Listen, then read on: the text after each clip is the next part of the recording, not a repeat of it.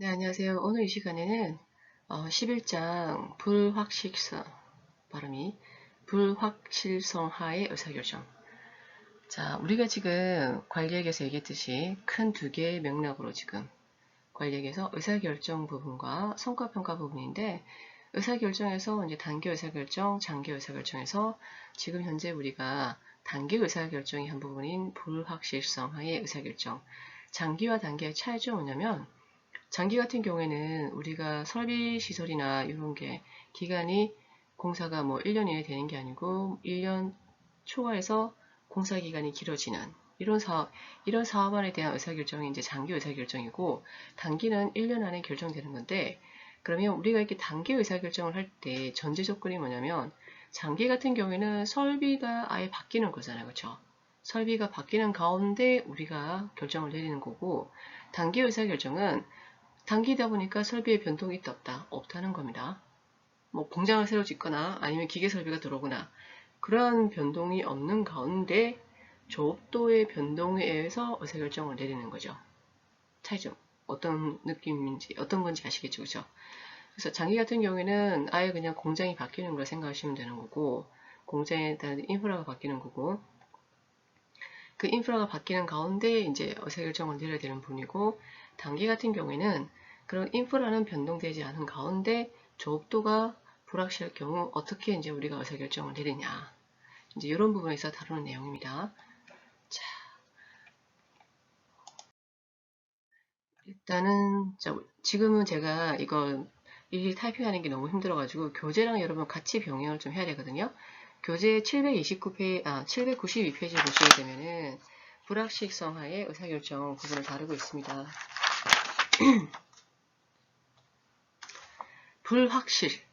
불확실. 어쨌든 의사결정이라는 것은 A야 B, 어떤 걸 선택을 하냐, 즉 대안의 선택이죠. 그렇죠? 결국은 의사결정이라는 것은 내가 대안을 선택하는 게 의사결정인 거고, 불확실성이라는 것은 미래 상황이 확정되지 않고 또 실제가 달라질 수 있는 불확실 상황 상태. 말 그대로 어떻게? uncertain이죠. uncertain이 있을 때 어떻게 의사결정을 하냐. 이럴 경우는 우리가 이제 의사결정을 할 때 간단하게 성과표를 작성하면서 이제 의사결정을 하는 거예요. 순서가 뭐냐면, 성과표를 작성을 하면서 첫 번째 이제 그러한 불확실한 상황이 일어날 확률과 첫 번째 조건, 불확실한 상황이 뭐냐, 첫 번째. 두 번째는 그러한 불확실 상황이 일어날 확률.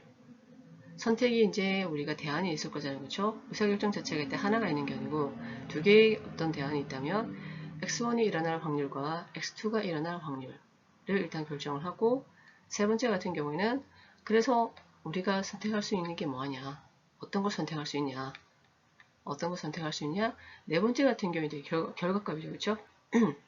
행동 A1에 대한 X1이 일어났을 때 확률, A2에 대해서 X1, 이런 식의 결과값을 가지고 어떤 걸 선택하면 될까요? 당연히 결과값이 제일 높은 대안을 선택을 하면 되겠죠. 그래서 불확실성 같은 경우에는 이러한 성과표를 만들어서 판단을 해야 된다는 겁니다. 불확실성 자체가 100%가 아니기 때문에 일어날 수 있는 확률을 적용해서 최적의 대안을 결정을 하기 위해서 페이오프, 성과표를 우리가 페이오프 테이블이라고 하거든요. 이 페이오프 테이블을 작성해서 이용을 한다는 거죠. 자, 그러면 제가 교재에 있는 793페이지 예제를 일단 보고, 일단 여러분 답지를 보지 마시고 예제를 보게 되면, 주식회사 사이언은 게임용 소프트웨어를 개발하여 판매하고 있습니다. 제품의 단위당 변동원가는 3,000원이며 단위당 판매 가격은 4,000원입니다. 변동원가는 3,000원이고 판매 가격은 4,000원입니다. 좀 적어볼까요? 변동원가는 3,000원이고 그 다음에 판매 가격은 P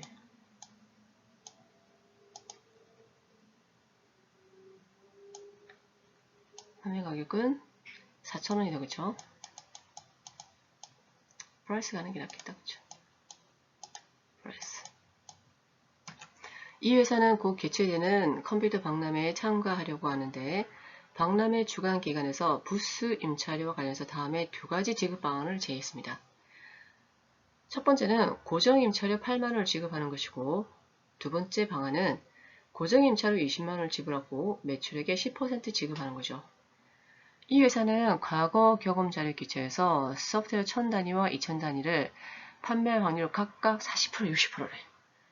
이럴 경우 지금 경영자 입장에서 이익을 극대화할 수 있는 원가 구조를 선택하는 의사결정에 필요한 성과표를 작성하시오로 되어 있어요, 지금. 무슨 말이냐면 지금, 우리가 지금 소프트웨어를 지금 1000단위를 팔 확률이 40%고, 2000단위를 팔 확률이 60%라는 겁니다, 지금. 2000단위. 그럼 여러분 입장에서는 당연히 2000단위 60%를 해야 되는 거 아니에요? 맞죠? 단위도 높고 일단은 판매 확률도 높으니까. 그러나 현재 지금 우리가 주어진 상황을 보게 되면은 고정 임차료가 80만원 지급되는 방법이 있고, 그 다음에 20만원과 매출액이 10% 지급되는 방법이 있는 거죠. 무슨 말이냐면 지금 판매 금액이 높아지게 되면 부스 임차료와 관련된 비용이 더 늘어나는 거죠. 그렇죠? 그래서 여러분이 여기서 2000단위 많이 팔고 60% 확률이니까 당연히 2000단위 60% 선택을 하지가 문제가 아니고, 지급되는 지급 금액에서 하나는 매출액에 연동해서 지금 비용이 나가기 때문에 아무래도 여러분들 이제 계산을 해봐야 되겠죠. 그래서 이러한 성과표를 작성을 하면서 이제 확인을 어느 쪽에 지금 이익이 많이 나는지 확인하면 되겠죠. 자, 상황이라는 것은 미래의 지금 불확실한 상황인데 어떤 상황이냐면 첫 번째, X1이 일어날 확률, 그 다음에 X2가 일어날 확률, 여러분들 정해야 되겠죠. 그렇죠? 상황은, 미래 불확실한 상황은 우리가 어떻게 1000개 팔릴 수도 있고 40%인데 2000단위 팔릴 수도 있다. 이런 상황이죠. 그렇죠? 그래서 상황이라는 것은 판매량이 지금 불확실한 상황입니다. 판매량이 불확실 상황인데 하나는 어떤 확률? 1000단위가 몇 퍼센트? 40% 팔릴 확률이고, 하나는 2000단위가 60% 팔릴 확률이래요, 지금. 이럴 경우에 우리가 지금 지급해야 될 금액이 A1 같은 경우는 그냥 80만원 죄송합니다. 임차료 80만원만 지불하면 되고, 다른 대안 같은 경우는 20만원에다가 어떻게 세일즈에 연동돼서 일어나오죠, 지금. 연동돼서. 자, 그러면 여러분도 어떻게 작성해서 확인을 해보면 되겠죠. 자, 첫 번째 상황은 우리 어떤 미래 어떤 상황이다? 판매량을 정확히 잘 몰라요. 판매량이 불확실한 상황이고, 다음 두 번째 확률, 그러한 상황이 일어날 확률을 제시했죠. 세 번째는 대안, 네 번째는 이제 성과, 결과를 보여줘야 되겠죠. 자, A1을 선택했을 때 X 상황의 성과. A1은 80만원 지금 어떻게 비용이 나가는 거죠. 그렇죠? 그리고 X1을 선택했다는 1000원에서 1000원짜리가 1000단위가 파는데 우리가 지금 변동원가가 3000원이며 판매당 단위당 판매 가격은 4000원이죠. 그러면 여러분들 여기서 물론 4000원 빼기 3000원에서 여러분들 계산이 됩니다. 그렇죠? 그럼 우리가 공통이 어떻게 공원이익으로 접근하게 되면 아무래도 계산이 단순해지겠죠. 그래서 공원이익이 일단 1000원을 하나 파는데 공원이익이 1000원이고 몇 개 팝니다. 1000원을 팔죠. 1000단위를 팔죠. 1000단위를 팔고 부스 지급이 얼마? 80만원 나가는 거죠. 그렇죠? 80만원 나가는 겁니다. 그 다음에 A2 같은 경우에는 마찬가지로 지금 A2 같은 경우에는 20만원에다가 매출액의 10%였죠. 그렇죠? 매출액 10%. 공원이익이 1000원이었고 1000원이었는데 거기다가 또 지금 공원이 1000원이었기 때문에 원래 여기 여러분 1000단위 계산해야 되겠죠. 그리고 20만원 고정비 나올 것이고 또 뭘 빼줘야 됩니까? 매출액의 10%였잖아요. 그렇죠? 여러분들 어떻게 계산해요? 매출액의 10%.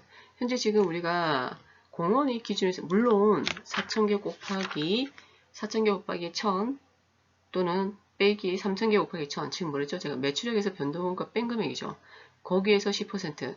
결국은 또 어떻게 해요? 여러분 공원이익으로 접근해서 10%를 계산하면 되겠죠. 지금 공원이익으로. 공원이익이 아니고 지금 우리 대안2에 보시게 되면 매출액의 10%니까 사실은 어떻게? 4,000원에 대한 10%로 계산해야겠죠. 지금 여러분 죄송해요. 지금 잘 이쁘게 안 됐는데 어디를 보시냐면 교재 794페이지 볼게요.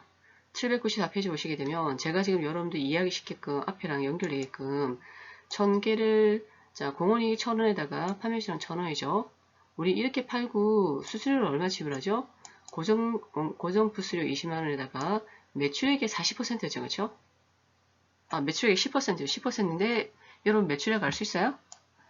매출액 알 수 있습니다. 근데 우리 여기서 지금 단위당으로 지금 우리 계산하고 있잖아요. 그렇죠?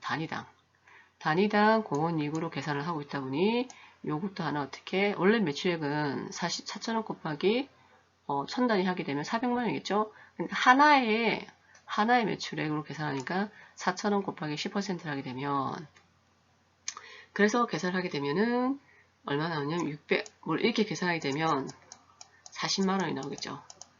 여기는 40만원이고 위에는 20만원 나오겠죠. 마찬가지로 지금 A1을 선택하면서 X2가 일어날 확률입니다. 똑같이 적용되면 되겠죠. 공원이익이 1000에다가 2000개 팔리고 부수료 80만원 지불하죠. 그래서 계산된 금액이 120만원이에요. 또 마찬가지로 지금 A2를 선택했으니까 2천만원에다가 우리 똑같이 2천만원에다가 일어날 확률이 지금 0.6이죠. 2천만원인데 2천 단위에다가 일어날 확률이 0.6. 그런데 교재 보게 되면 일단은 순수하게 공원이익으로 계산해주고 그렇죠. 교재 보시게 되면 원래 판매가격 4천에서 변동비, 변동원가 뺀 금액 요 1,000원이 공원이익인데 공원이익에서 10% 매출액의 10%를 비용으로 지불했으니까 실제 단위당 공원이익은 600원으로 해서 수량을 바로 곱히셨죠. 지금 이렇게 하셔도 되고 제가 여기서 설명했던 대로 저는 아까 처음에 이렇게 설명했기 때문에 이어서 설명한 건데 어쨌든 같은 결과입니다. 그래서 계산된 값이 얼마냐면 100만원이에요. 지금 100만원입니다. 이러한 성과표를 보고 어떻게 결정할 수 있을까요? 여러분들 어느 금액이 제일 크다? 여기 20만원이고 40만원 여기 120만원 여기 100만원 나왔죠. 그렇죠? 당연히 뭐다? 80만원 지불하면서 80만원 지불하셔 A2 상황, 이익 상황에 대해서 의사결정을 내리겠죠. 지금 이런 식의 어떤 확실하지 않은 상황이 있으면은 그 상황에 대한 확률로서 우리가 성과표를 작성해서 나온 결과치를 가지고 의사결정을 내리는 거죠. 지금 여러분들 이게 사실은 뭐 표가 조금 아직 익숙치가 않아서 여러분들이 조금 단순한데 보기에는 좀 그렇게 안 보일 수가 있는데 단순하게 그냥 확률 적용해서 일어날 수 있는 확률 적용하고 그리고 어떤 대안으로 우리가 부수료를 어떻게 지불할 건지 그 각각의 대안별로 나온 성과를 비교를 하는 것이죠. 그렇게 지금 성과별 작성해서 불확실성의 의사결정 모형을 알아봤습니다. 두 번째는 지금 불확실성에서 우리가 성과를 이제 알아봤죠. 그렇죠? 그러면 의사결정 이제는 기준이에요. 기준. 이러한 불확실한 상황에서 성과표를 작성하고 나면은 이제 의사결정자는 최적의 대안을 선택을 해야 되겠죠. 그렇죠? 최적의 대안을 선택하기 위해서 어떤 기준을 선택하는 거죠. 돈으로 즉 가치로 따질 것이냐 효용으로 기준을 할 것이냐는 거죠. 어떤 기준으로 선택을 할 것이냐 가치 이건 돈으로 쉽게 얘기하면 화폐액이죠. 그렇죠? 효용이란 것은 만족도죠. 그렇죠? 주관적인 요 만족도 두 가지를 가지고 의사결정을 내리는데 기대가치 기준이라는 것은 아까 우리가 대안별로 기대값을 구했죠. 그렇죠? 기대값을 극대화하는 행동 대안을 최적의 대안. 아까 우리가 성과표를 작성했을 때는 어떤 대안이었죠? 어떤 대안? A1 대안이면서 판매량이 2000단위 파는 요거를 지금 우리가 왜? 같이 기대값이 제일 높게 나왔잖아요. 120만원, 그죠? 그렇게 하는 방법이고, 효용 같은 경우에는 기대값뿐만 아니라 모두 고려한다는 거죠. 위험도 고려한다는 거죠. 효용은 어떻게 함수 관계를 가지는데, 기대값도 높아야 되지만 이게 효용이 높으면 어떻게 위험도 낮아야 되는 거예요. 이 두 가지 관계를 가지고 있다는 거죠. 지금 함수 관계인데 요 U가 지금 utility죠, 그렇죠? 효용입니다. utility는 얘네들의 관계를 가지고 있습니다. 펑션이죠, 그렇죠? 부가 당연히 기대값도 높을 뿐만 아니라 위험도 높으면 어떻게 효용이 극대화되는 거죠, 그렇죠? 기대 효용을 극대화하는 행동 대안을 최적 행동 대안을 선택하는 방법이 기대 효용 기준인데 우리 교재에 보시게 되면 794한테도 예를 볼까요? 그래서 아까 이제 좀 전에 풀었던 예제가 이제 계속 이어지는데 요구사항에 보시게 되면 나무 경영자가 기대 가치 기준을 했죠. 기대 가치 기준. 기대 가치 기준에 따라서 의사결정하는 경우 최적 행동 대안을 선택하십시오. 대안별로 지금 기대 가치를 확인해 보게 되면 이 앞에 790을 표시하면 앞에 2가 나오잖아요. 그죠? 기대값을 우리가 표시할 때는 앞에 2를 제시를 합니다. A1이라는 대안을 선택했을 때 기대값, 여기 expected value인데, 자, A1에 보게 되면은 우리 삼각표 옆에 보시게 되면 A1의 X1 얼마였었죠? 20만원이죠. 그죠? 20만원인데 확률이 지금 요 20만원을 기대값을 얻을 확률이 얼마였다는 거죠? 40%라는 거죠. 그리고 A1의 X2가 일어날 확률, 기대값은 120만원인데 일어날 확률이 몇 %라는 거예요? 60%죠. 그래서 실제 우리가 A1을 선택했을 때 A1이라는 대안을 선택했을 때 기대값은 요 두 가지 상황을 합한 값이죠. 그렇죠? 80만원. A2도 마찬가지로 계산되면 얼마? 76만원이겠죠. 그러면 어떤 대안을, 즉 A 방안 1을 선택할 것이냐, 방안 2를 선택할 것이냐. 기대 가치가 큰 대안은 A1이므로서 경영자 아니면 당연히 어떻게 방안 1을 선택하는 거죠. 즉 기대값이 구해지게 되면은 그 구해진 값에 일어날 확률이 있었죠. 그렇죠? 일어날 확률별로 대안의 확률별로 일어날 수 있는 걸 다 더하면 대안에 대한 기대 가치가 되겠죠. 기대 효용이란, 자, 아까 말씀드렸듯이 어떻게 부가 증가되고, 즉 기대값이 증가되고, 여기서는 기대 가치는 사실은 뭐만 고려했었을까요? 기대값만 고려했죠, 그죠? 기대값만 고려해서 우리가 최적의 행동 대안을 선택했다면 기대 효용 같은 경우에는 위험도 고려한다는 거죠. 위험이 작을 때 당연히 효용이 높겠죠, 지금. 그러한 걸 고려해서 이 효용으로서 효용 가치가 기대 효용이 가장 클 때를 큰 거를 우리가 대안으로 선택을 하겠죠. 같은 795페이지 볼게요. 795페이지에 지금 기대 효용 기준이라고 효용이라 의사결정자가 특정 대안으로부터 얻어지는 주관적인 만족도 정도였죠. 그렇죠? 예제를 보게 되면 796페이지에 이제 이어지는 예제인데요. 자, 지금은 기대 효용 기준에 따라서 의사결정하는 경우 경영자의 최적 행동 대안을 결정하래요. 그 기대 효용 기준에 대한 효용 함수는 위에 보시게 되면 utility xi 효용 x 효용 함수는 루트 x라는 거예요. 지금 이 효용 함수는 루트 x와의 관계를 가지고 있는 효용 함수가 이러한 관계를 가지고 있대요. 지금 그랬었을 때, 자, 마찬가지로 A1을 선택했을 때와 그 다음에 A2를 선택했을 때, A1을 선택했을 때 우리가 1000개를 팔 확률이 있었고 2000개 팔 확률이 있었죠. 그렇죠? A1이 아까 우리 기대 가치가 얼마였었죠? 20만원이었죠? 20만원인데 효용함수는 어떤 관계냐면 효용함수의 값은 뭐냐면 루트 x의 값을 가진대요. 지금 요게 효용값이라는 거지. 그러면 x가 20만원이면 루트 20만원이 효용값이 되는 거예요. 지금 그게 지금 아까 x1에 대한 효용값이고 기대 효용이고 마찬가지로 그 다음에 x2에 대한 효용은 아까 120만원이었죠. 루트 120만원에 일어날 확률이 60%였죠. A2 대안에 대해서는 기대값이 40만원이었었고 효용함수로 바꾸면 기대 효용은 루트 40이죠. 여전히 40% 일어날 확률이고, 그 다음 루트 100만원에서 실제 효용 기준을 했었을 경우에는 어떤 대안을 선택하게 된다? A2가 852.98로서 금액이 더 크죠. 그때 기대 효용으로 따져보게 되면 A2를 선택할 것이고, 기대 가치로 따져보게 되게 되면 A1으로 선택하는 결과를 낳는 거죠, 지금. 그래서 요지는 뭐냐면, 이러한 지금 우리가 불확실한 상황에서 의사결정을 대안을 선택을 해야 되겠죠. 대안을 선택하는데 기대값만 가지고 선택을 하냐, 아니면 위험까지 나는 고려해서 선택을 하겠다.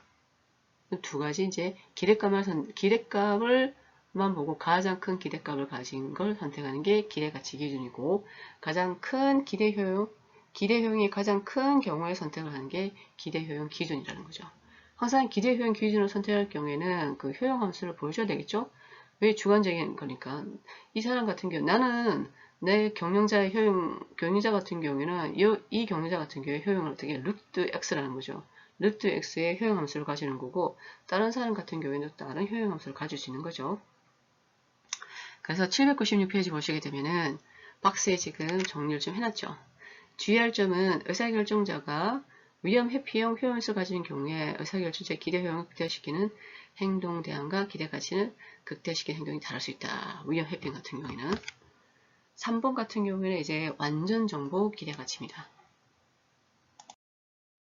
완전 정보래요. 지금 완전 정보.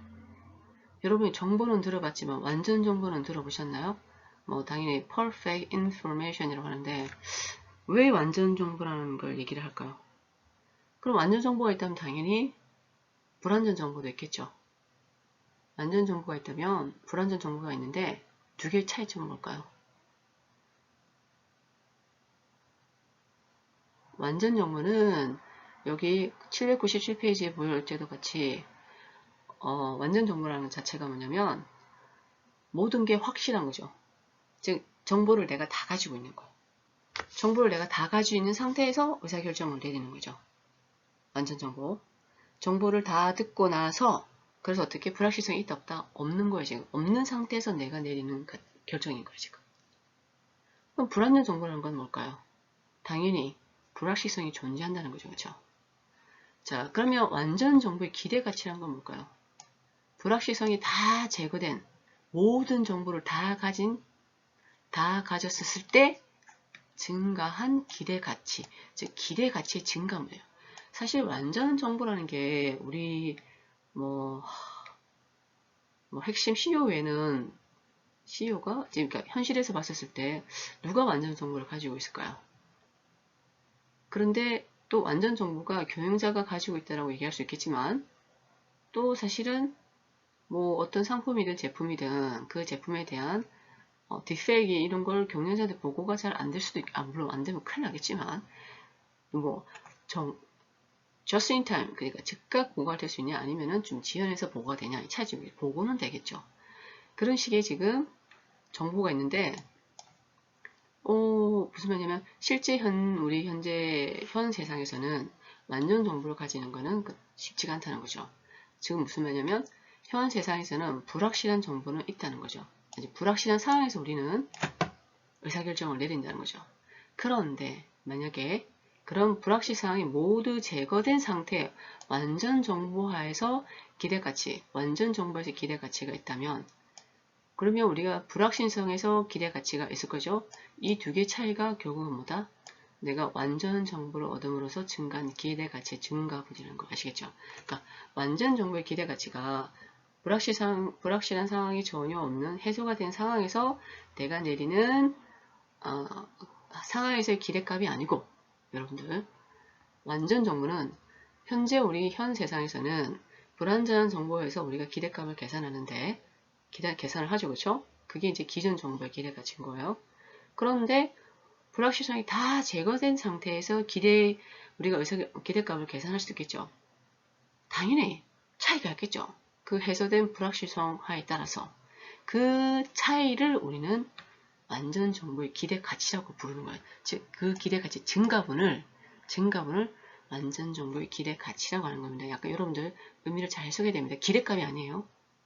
불확실한 정보와에서 완전 정보의 기대 가치, 기대값의 차이분입니다. 예제를 바라볼게요. 797페이지 보시게 되면 예제 11-3에서 완전 정보화의 기대 가치를 계산하시오. 또 완전 정보의 기대 가치를 계산하시겠죠. 완전 정보의 기대 가치는 증가분입니다. 완전 정보화의 기대 가치는 정말 그 기대값을 얘기를 하는 거죠. 그래서 지금 보니까 해답을 보시게 되면 예측된 상황별 최적 행동 대안에서 우리가 1000단위를 예측한 경우에는 A2를 선택을 대하면 40만원 이익을 얻죠. 그쵸? 1000단위 같은 경우에 여러분들 이거 왔다 갔다 좀 해야 되니까 자, 1000단위를 예측한 경우는 대안 A2를 선택해서 40만원 이익을 얻을 것이고 2000단위를 예측한 경우에는 어느 금액이 높죠? A1이 지금 대안 A1일 경우에 120만원의 지금 어떻게 기대가치가 계산되겠죠, 지금 이게 이 경우는 뭐냐면 이 경우는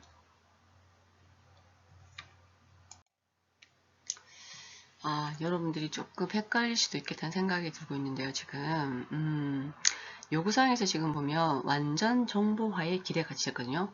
완전 정보는 증가분입니다. 완전 정보의 기대 가치는 증가분인 거고, 완전 정보화의 기대 가치는 그 기대값 전체를 얘기를 하는 겁니다. 지금 우리 공통예제를 보시게 되면, 공통예제. 그래서, 결국 우리 성과표를 보셔요. 성과표를 보시게 되면은, 상황이 있는데, X1 1000단위를 판매할 확률은 0.4%, 즉 40%고, 그 다음에 판매량이 2000단위를 판매할 확률은 60%라고 했죠. 그쵸? 그래서 방안 1일 경우와 방안 2일 경우 지금 우리가 기존에 지금 기대 가치 기준에 따라서 의사결정을 내렸을 경우 어떤 대안을 선택했죠, 여러분들? 어떤 대안을? 방안 1, 방안 2 기존에 같은 경우에는 방안 1을 했겠죠. 왜? 20만원하고 기대 가치가 가장 높은 게 A1 같은 경우에는 80만원이고 A2는 76만원이니까 A1을 당연히 최적 행동 대안으로 선택을 했겠죠. 그쵸? 근데 완전 정보일 경우에는 이 모든 게 어떻게? 이 미래 상황에 대한 확실한 완전 정보를 획득하게 되면 미래 상황에 대한 예측을 얻게 되는 거지. 미래 상황에 대해서 예측. 그러면 지금 여러분들 성과표를 보고 좀 얘기를 할게요. 그래서 이 상황에서 선택을 하는 거죠. 가장 좋은 선택을 하게 되는 거죠. 자, 1000단위를 우리가 1000단위의 예측을 얻었어요. 1000단위에. 완전 정보진 1000단위가 팔린다.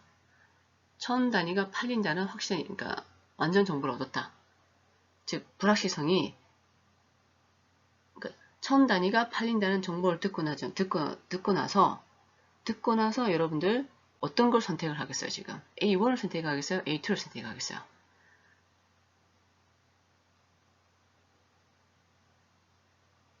$200,000원보다 $400,000원의 기대값이 크죠? 당연히 여기서 40만원의 이익을 얻는 걸 A2를 선택을 하겠죠? 2000단위.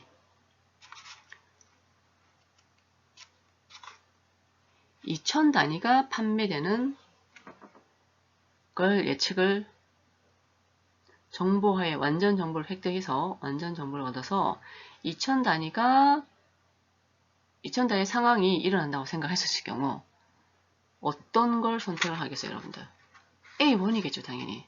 무슨 말이냐면은 완전 정보 불확실 상황이 모두 제거됐을 경우에는 여러분들은 1000단위일 경우에는 A2를 선택할 것이고 2000단위일 경우에는 A1 대안을 선택한다는 거죠. 즉 완전 정보가 있을 경우에는 기대가치 계산하게 되면은 1000단위에 A2 40만원 일어날 확률이 40%였죠. 그리고 2000단위에 A1 120만원 발생될 확률이 0.6%. 그래서 완전 정보화에서 기대 가치를 계산하게 되면 88만원이 되는 거죠. 완전 정보화에서 88만원. 그런데 아까 우리 기대 가치 기준을 했었을 경우에 우리가 결정된 기대 가치는 얼마였었어요? 80만원이었죠, 지금. 80만원.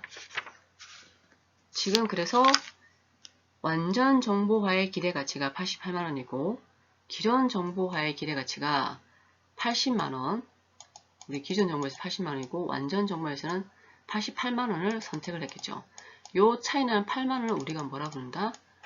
기대가치의 증가분수. 완전 정보가 있었기 때문에 그 정보를 인해 가지고 우리가 지금 이익을 얻게 된 요걸 완전 정보의 기대가치라고 이런 거야. 완전 정보를 획득함으로써 증가한 기대가치가 되는 거죠. 그러면 이런 경우 사실은 어떻게? 이게 정보가치잖아요. 정보가치. 이런 정보를 획득하기 위해서 사실은 내가 얼마까지 지불할 수 있다는 거지. 지금. 완전 정보를 획득하기 위해서 지급할 수 있는 최대 금액이 8만원이 된다고 얘기를 할 수 있는 거죠. 교재 797페이지를 한번 볼게요.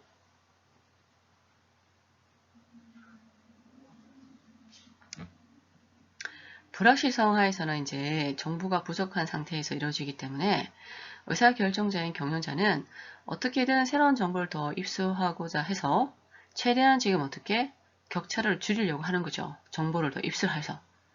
원래 TV 보게 되면 전부 다 정보게임이잖아. 정보게임. 뭐 우리도 다 정보게임, 여러분도 다 정보게임이죠. 그렇죠? 정보의 가치. 왜 여러분들 대학 갈 때 수시 전형할 때 컨설턴트한테 돈을 얼마나 지불해요? 정보의 가치죠. 그게. 이때 추가적으로 입수하는 새로운 정보가 주는 효익과 물론 당연히 지수 대목과를 비교하면서 정보를 추가적으로 입수해야 될지 하지 말아야 될지 여러분들 입수 여부를 결정을 해야 되겠죠. 자, 797페이지 완전 정보 Perfect Information이란 의사결정과 관련된 모든 불확실성을 완전히 제거할 수 있는, 무슨 말이냐면 즉 불확실성이 다 해소된 상황의 정보라는 거지. 미래에 발생할 상황을 정확하게 한다는 거지. 그래서 상황이 어떻게? 1000단위가 40% 일어난 상황을 정확하게 한다는 거지. 그럼 그럴 경우 뭘 선택하냐는 거죠. 당연히 A2를 선택하겠죠. 그렇죠. 대안을. 그리고 2000단위가 몇 퍼센트였죠? 60%였나요? 오케이. 2000단위가 60% 팔릴 상황을 정확하게 예측한다는 거지. 그러면 여러분들은 A1을 선택하겠어요? A2를 선택하겠어요? 당연히 A1의 대안을 선택을 하겠죠. 기대값이 120만원이니까. 이러한 완전 정보를 기초로 의사결정을 하면은 의사결정 결과가 정보를 가지지 않은 상태의 기대치가 당연히 높겠죠. 완전 정보가 없었을 때가 아까 80만원이었다면 이런 발생할 확률을 정확하게 알려주는 거지. 정확하게 알려주면은 당연히 고민할 필요가 없어. 당연히 기대값이 높은 것도 선택을 하겠죠. 그 차이 나는 부분을 우리는 완전 정보의 기대가치라고 하고 박스에서 나와있죠. 완전 정보를 얻은 경우, 즉 확률이 확실해. 이게 완전 정보죠. 1000개가 팔릴 확률이 40%가 안 맞아. 이 얘기입니다. 지금 종전에는 그냥 40% 확률인데 확실하지 않다는 거죠. 지금은 확실히 40% 1000개 팔려. 이런 상황과 확실히 2000개 60% 팔려. 이런 상황인 거죠. 요게 이런 확실한 경우에 내가 선택할 수 있는 대안은 바로 나오죠. 그 선택한 대안의 가치가 완전 정보하의 기대가치고 이것이 이제 88만 되겠죠. 그런 완전 정보를 없었을 경우에는 80만원. 그래서 798페이지 보시게 되면 완전 정보의 기대가치를 우리 영어로 EVPI라고 표시를 하거든요. 요거는 여러분들께서 요거는 좀 저도 뭐 사실은 대충은 알지만 또 시간 지나면 저도 까먹지만 여러분들 EVPI 좀 아셨으면 좋겠어요. 똑같죠. Expected Value죠. 기대가치입니다. Perfect Information, 완전 정보에. 그래서 완전 정보를 획득해서 증가한 기대가치. 그래서 우리가 정보를 추가로 입수할 때 당연히 돈을 지불하죠. 얼마만큼 지불할 수 있다는 거죠. 그 기대가치가 8만원이니까 8만원이 내가 지불할 수 있는 최대가치죠. 자, 4번의 예측 오차의 원가. 완전 정보의 기대가치 여러분 이해되셨나요? 확실히 일어난다니까 요거예요 지금. 완전 정보는. 야, 1000개가 40% 확실하게 발생해. 확실하게 팔려. 이거예요. 종전에는 40% 팔릴 확률이 있다는 거죠. 그렇죠? 40% 팔릴 확률. 차이점 뭐냐고요? 다시 한번 문제를 볼까요? 문제를 보시게 되면은 1000단위 판매할 확률이 40%고 2000단위 판매할 확률이 60%로 평가한 건데 요게 지금 어떻게? 확실하다는 거야 지금. 그게 완전 정보입니다. 누군가가 얘기해 주겠죠. 야, 확실하게 저게 팔릴 건 맞아. 물론 이제 약간 예제가 조금 적합하지 않은 면이 있지만, 누군가가, 야, 천단이 확실하게 팔려. 이렇게 얘기해 주게 되면 여러분들이 당연히 선택 방안을 선택 방안이 달라질 수 있다는 거죠. 예측 오가, 예측 오차의 원가입니다. Cost of Prediction Error죠. 예측 오차 에러죠. 예측에 대한 오차에 대한 원가입니다. 무슨 말이냐면 지금, 무슨 말이냐면요.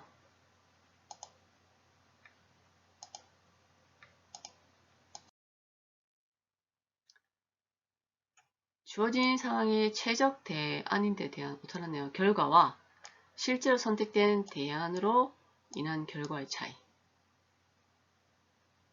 당연히 정보가 불확실하기 때문에 당연히 손실될 수 있는 부분이죠. 그렇죠? 정보가 불확실하니까. 자, 예측 오차라는 것은 주어진 상황에서 제가 최적 대안을 선택을 했죠. 선택을 했는데 실제는 어떻게? 실제로 선택된 대안에 인한 결과 차이라는 거죠, 지금.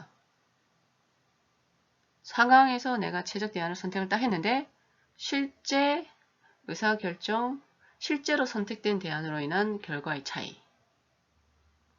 이거를 우리가 조건부 손실 또는 기회 손실이라고 하고, 예측 오차의 원가는 실제 상황이 발생하기 전에 이루어진 의사결정으로 인해 실제로 얻은 결과와 이렇게 이제 회계 같은 경우 여러분들 줄줄줄 읽으면 절대 머리에 여러분들 어떤 개념인지 안 잡히죠, 그쵸? 이렇게 읽으면 남의 나라 말 되죠, 그쵸? 원래 법도 약간 그런 뉘앙스가 있잖아요, 그쵸? 법문을 읽으면 무슨 말인지 모르죠. 그런데 그거를 이제 설명을 좀 해주게 되면 그때서 이 말이 그 말이었구나. 회계도 약간 그런 경향이 있어요. 그래서 제가 회계는 교재를 좀 안 읽으려고 해요. 읽게 되면 여러분들이 딴 세상이 되는 거죠. 딴 세상. 뭐지? 이래 되는 거죠. 그래서 이제 회계 같은 경우에는 케이스나 예제 문제를 풀어보면서 어떻게 개념이 적용이 되는지를 이해하시는 게 좋은 공부 방법이거든요. 일단 예측 오차, 예측을 지금 잘못한 거죠, 그쵸? 예측을 잘못했다는 거죠. 자, 그러면 무슨 말이냐면 최적의 대안의 결과가 있는데, 즉 예측을 했죠, 그쵸? 예측을 했었을 경우에 최적에 대한 결과가 있는데 나는 어떻게? 실제로 내가 선택한 대안이 같을 수도 있고 다를 수도 있겠죠, 그쵸? 실제로 선택한 대안과의 차이가 지금 예측 오차입니다. 여러분 예제를 바로 볼게요. 예제 보시게 되면 799페이지 볼게요. 똑같이 지금 공통 예제를 사용하거든요. 여기서 보시게 되면 기존 정보를 기초로 기대가치가 큰 대안은 A1이었으며 경영자는 기대가치를 극대화할 수 있는 A1을 선택하였다고 다음에 답하시오. 자, 기존 정보를 기초로 기대가치가 큰 대안이 A1이 맞았었죠. 우리가 80만원이 나왔었죠. 그렇죠? A1이 80만원이었어요. 경영자는 기대가치를 극대화할 수 있는 당연히 A1을 선택하였다고 다음에 답하시오. A1을 선택한 경우에 각 상황별로 예측 오차의 원가를 계산하시오. 예측 오차입니다. 그러면 상황별로 해볼게요. 상황별, 뭐죠? 1000단위가 판매된 상황과 2000단위가 판매된 상황이죠. 1000단위가 판매된 상황을 봅시다. 지금 정확하게 예측할 수 경우 최적 의사결정은 당연히 40만원이겠죠? 40만원인데 선택을 뭐 했다는 거예요, 지금? A1을 선택했다는 거죠. A1. 정확하게 예측했을 경우에 최적 의사결정의 결과는 40만원인데 실제 의사결정은 20만원 했죠? 요 20만원을 우리가 예측 오차의 원가라고 합니다. 2000단위 같은 경우에는 정확하게 예측했을 경우에도 어떻게 120만원 했죠? 근데 실제 의사결정도 어떻게 A1을 선택했으니까 이때는 예측 오차가 0이겠죠. 즉 예측의 최저 의사결정과 예측과 실제의 차이죠, 지금. 그게 예측 오차죠. 그쵸, 맞죠? 예측과 실제 차이가 예측 오차죠. 그 원가 얘기하는 거고, 이번에 보시게 되면 예측의 오차 원가를 이용해서 완전 정보의 기대가치를 지금 완전 정보의 기대가치죠. 이거는 지금 내가 정보를 들었었을 때 그 정보의 기대가치죠. 정보의 기대가치. 완전 정보 화는 그로스 금액인 것이고 얘는 증가분이잖아요. 완전 정보의 기대가치는 보시게 되면은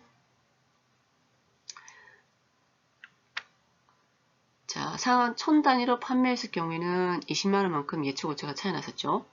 그리고 2000단위로 판매된 경우에는 예측오차가 없잖아요. 그쵸? 자, 20만원 같은 경우에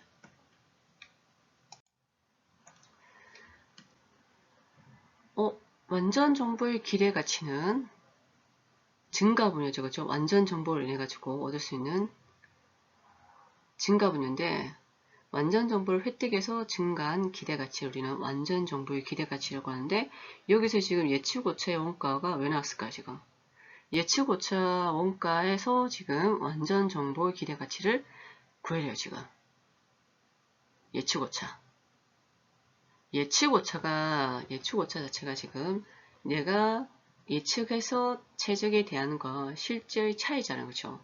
이게 왜 발생한다고 생각하세요, 여러분들은? 이게 왜? 이게 지금 정보의 불확실성이죠. 그죠? 즉 상황이 지금 예측 오차가 나타난 이유가 일단 자체가 뭐다? 불확실성이 존재하기 때문에 그런 차이가 나타난다는 거죠.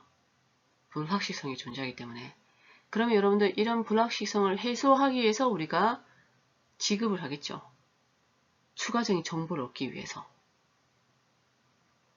그 불확실성에서 일어난 손실이 지금 20만원인데 이 손실의 20만원이 우리가 이 예측 오차의 20만원을 내가 만약에 정보가 있었다면은 완전 정보가 있었다면은 20만원 손실이 일어나지 않았겠죠. 그쵸? 그래서 그 20만원 이게 지금 뭐다?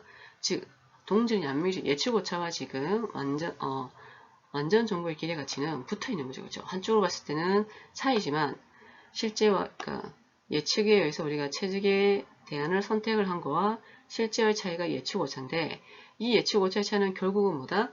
불확실성에서 의해서 나타난 건데 이 불확실성을 해소하기 위해서는 어떨까? 완전 정보를 획득을 해야 되겠죠. 그 완전 정보를 획득을 할 때 획득을 하기 위한 가치력 최대 지급 금액이라 해야 되나요? 그 지급 금액이 사실은 우리가 완전 정보의 기대 가치라고 했었잖아요. 그래서 여기 오시게 되면 20만원이 지금 예측 오차인데 요게 이 20만원이 지금 우리가 확률상으로 지금 40%라는 확률이죠. 지금. 그래서 20만원에 40%의 확률을 적용할 때 이 8만원이 불확실성에서 우리가 조건부 손실이 되는 거죠. 조건부 손실. 이 손실을 다른 쪽으로 생각하게 되면은 내가 완전 이 정보를 얻었더라면 이 손실을 입지 않았겠죠. 그 정보의 기대 가치가 완전 정보의 기대 가치죠. 지금 799페이지 보시게 되면 밑에 마지막 패러그램을 보시게 되면 예측 오차의 원가가 나타나는 이유는 예측 오차의 원가가 나타나는 이유는 즉 최적에 대한 실제 차이가 나는 이유는 결국은 불확실함이죠. 불확실했기 때문에 내가 지금 원래 최적 대안이 이걸 선택해야 되는데 엉뚱한 걸 선택을 한 거잖아요. 지금 이런 미래의 불확실성을 해소하기 위해서는 예측 오차의 원가를 줄이기 위해서 즉 알겠죠. 내가 이 20만원 손실 보지 않기 위해서 어떻게 완전 정보를 취득을 해야 되겠죠. 그 완전 정보를 취득하기에 지급한 대가 그게 완전 정보의 기대 가치잖아요. 그렇죠? 완전 정보에 대해서 지급할 수 있는 최대 금액인 완전 정보 기대가치는 예측 오차의 원가와 기대가치를 넘지 않는다. 그 말인 거죠. 지금. 똑같은 어쨌든 예측 오차는 불확실하기 때문에 이런 오차가 발생하는 거고 완전 정보는 불확실성이 다 해소된 거죠.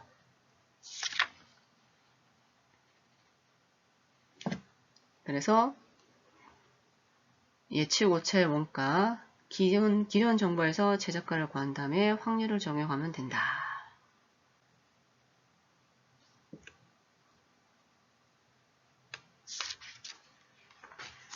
자, 2절에 보시게 되면 불완전 정보의 기대 가치가 있습니다.